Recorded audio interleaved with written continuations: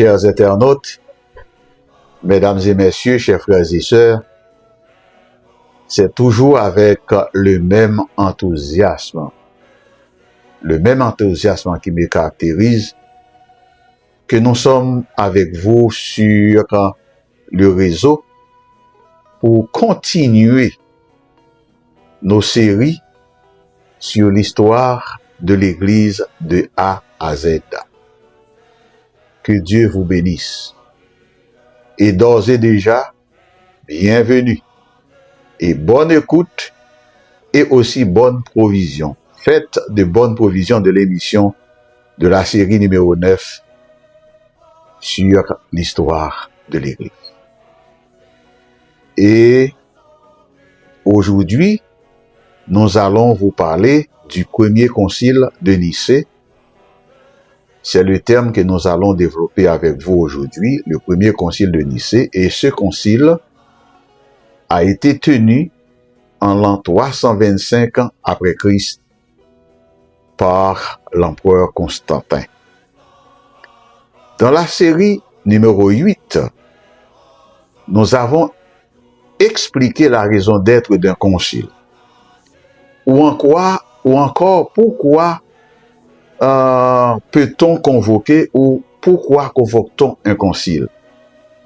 Et à ce point-là, il fallait définir un concile, c'est ce que nous avons fait, et ensuite voir le premier concile de l'Église tenu dès le début de l'ère chrétienne, à savoir le premier concile de Jérusalem, ou si vous voulez, mesdames et messieurs, la première assemblée de Jérusalem ou le premier concile des apôtres.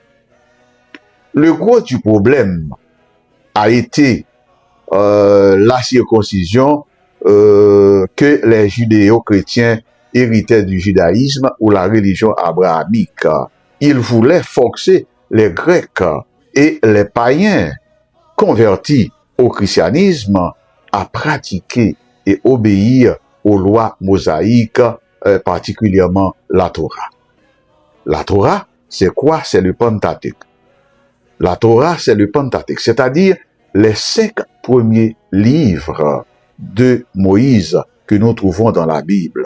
Et ce terme Pentateuque vient du grec penta, qui signifie 5, et teukos, qui signifie rouleau. Donc le problème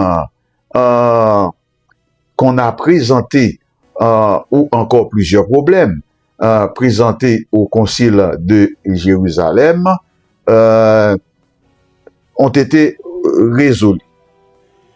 Par exemple, la question du salut par grâce, la question de la circoncision. En parlant de la grâce ou encore du salut par grâce, laissez-moi vous dire que, bien-aimés frères et sœurs, les sacrifices que nous faisons aujourd'hui, c'est clair, dès le début du christianisme, ne peuvent pas sauver. Les sacrifices ne peuvent sauver personne. Les pèlerinages à travers le monde ne donnent pas le salut. La bienfaisance systématique ne donne pas le salut, ne donnera jamais le salut.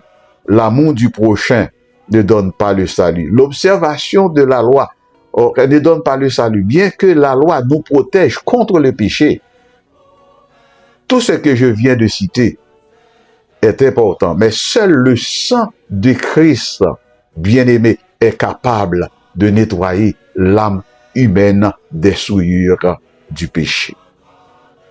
Ce problème traité au concile de Jérusalem n'a pas été le seul problème qu'a connu l'Église au point de vue doctrinal. Par conséquent, il va y avoir à l'avenir plusieurs autres conciles parce qu'il y aura d'autres problèmes. Et celui que nous allons voir ensemble est le premier concile de Nicée tenu en 325 après Christ. Maintenant, vous vous posez la question, pourquoi les conciles doivent-ils m'intéresser, moi, comme chrétien aujourd'hui, en ce 21e siècle? Vous devez les connaître. Vous devez les connaître. Parce que beaucoup de choses que nous disons, que nous répétons que nous apprenons comme canoniques ou encore admises par l'Église aujourd'hui étaient étudiées et considérées dans un concile quelconque. Pourquoi le premier concile de Nicée a-t-il été convoqué? Et qui a été l'initiateur de ce concile? Et quel a été le résultat du concile? Le premier concile de Nicée a été convoqué pour plusieurs raisons majeures. La plus grande de toutes ces raisons a été la crise arienne.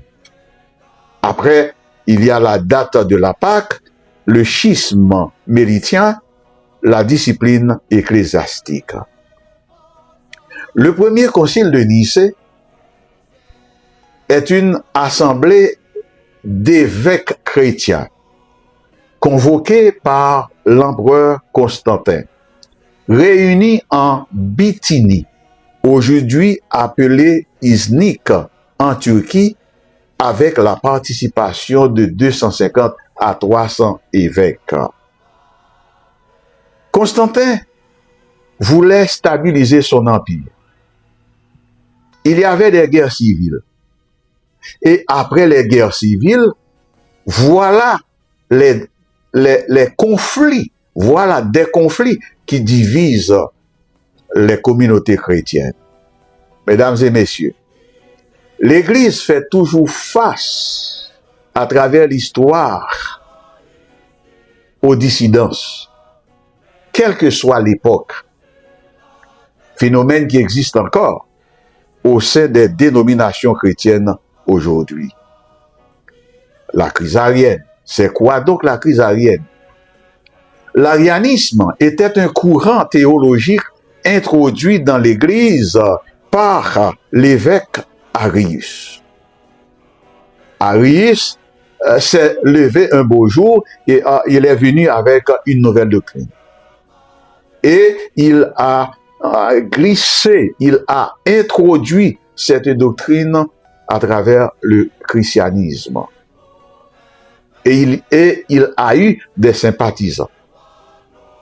L'arianisme contestait la divinité de Christ. Alors que cette question-là était au menu dans le concile, on devait discuter de la question de la nature du Christ. Arius et les évêques adhérents ne se présentaient pas. Ils étaient absents au concile. Le concile devait trancher sur l'enseignement d'Arius. Arius, prêtre d'Alexandrie. Alexandrie est la deuxième grande ville d'Égypte. Arius soutenait que le Fils de Dieu n'était pas éternel. Il avait plutôt été créé par le Père. Ça, c'est l'enseignement véhiculé par Arius. Et la question donc était de savoir dans les conciles si le Fils est consubstantiel, c'est-à-dire de même essence au Père. Et le mot grec utilisé fut homoousios pour décrire l'essence. Homoousios. Il est nécessaire au concile d'avoir un point de vue commun, à savoir que le Père et le Fils sont homoousios, c'est-à-dire de même essence. Christ l'avait déclaré dans ses enseignements aux apôtres, « Moi et le Père, nous sommes un. » Homoousios. Le concile devait être un bon endroit pour Arius et les soutenants de cette thèse de venir prendre la défense de leur doctrine. Ils ne se présentèrent pas. Ils étaient absents. Et le concile a tranché. Et le concile a condamné Arius et l'arianisme en ce qui favorise et c'est ce qui va favoriser la rédaction d'un credo que nous verrons plus loin appelé le credo de Nicée. La date de Pâques, ce concile va jouer un rôle déterminant en ce qui a trait à la date de célébration de la Pâque. Or, Constantin avait besoin de résoudre cette question pour unifier son empire et c'était important pour tenir souder, pour garder soudée la foi chrétienne et éviter que la date de la Pâque juive coïncide avec la date de la résurrection de Christ et que cela ne soit pas célébré en même temps. Donc, d'un côté, il y avait la Pâque juive qui tire son origine de l'Égypte, symbolisant, n'est-ce pas, Jésus, l'agneau immolé pour la délivrance d'Israël du joug égyptien, et pour les chrétiens, la délivrance des hommes, la délivrance de l'humanité du péché. Il y avait des raisons historiques et théologiques. Raison historique, il fallait rompre avec le calendrier juif que les chrétiens suivaient jusqu'au IVe siècle. La Pessa, le 14 Nisan, qui correspond au mois de mars. Constantin souhaitait une véritable indépendance culturelle et religieuse vis-à-vis du judaïsme.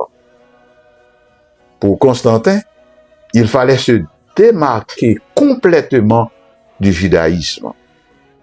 Théologique, Constantin voulait mettre fin aux divisions théologiques et unifier son empire. Mais la question n'était pas totalement vidée puisque les églises occidentales, catholiques et protestantes, utilisent le calendrier grégorien et les églises orthodoxes utilisent le calendrier julien. Troisièmement, le schisme mélitien. Le schisme mélitien, cette question concerne la validité des ordinations des évêques. Donc, des évêques, particulièrement des évêques égyptiens. Donc, Mélitios fut un évêque égyptien qui s'était séparé de l'église orthodoxe. Et c'est une division au sein de l'église égyptienne durant la persécution de Dioclétien entre 303 et 311. Dissension entre un évêque d'Alexandrie appelé Pierre et Mélitius ou Mélitios en grec, évêque de Lycopolis en Égypte, concernant le traitement des chrétiens ayant été apostasiés lors de la persécution. Dans ce débat, Mélitius a été excommunié par Pierre. La discipline ecclésiastique. En ce qui a trait à la discipline ecclésiastique, 20 canons disciplinaires seront promulgués pour protéger l'Église et sanctionner les réfractaires, mettre un frein au désordre des prêtres et des évêques. Voilà, mesdames et messieurs, nous avons dressé pour vous le tableau de la scène qui a suscité la tenue du concile de Nicée en 325. Et le document qui est sorti de la résolution prise dans le concile de Nicée, ou le premier concile, au premier concile de Nicée, pardon, est le credo de Nicée, que nous verrons avec vous dans la prochaine vidéo. Ce que nous appelons le credo de Nicée, c'est un ensemble de je crois. Et vous allez voir ça plus loin dans une prochaine vidéo. Merci d'avoir été avec nous à l'émission d'aujourd'hui sur l'histoire de l'Église de A à Z. Nous venons de vous parler du concile de Nicée, le premier concile de Nicée. N'oubliez pas, avec un simple geste, abonnez-vous à la page. Abonnez-vous à la page, mesdames et messieurs, chers frères et sœurs. Donc, c'était avec vous le docteur Pierre O. Metellus, pasteur. Que Dieu vous bénisse et à bientôt.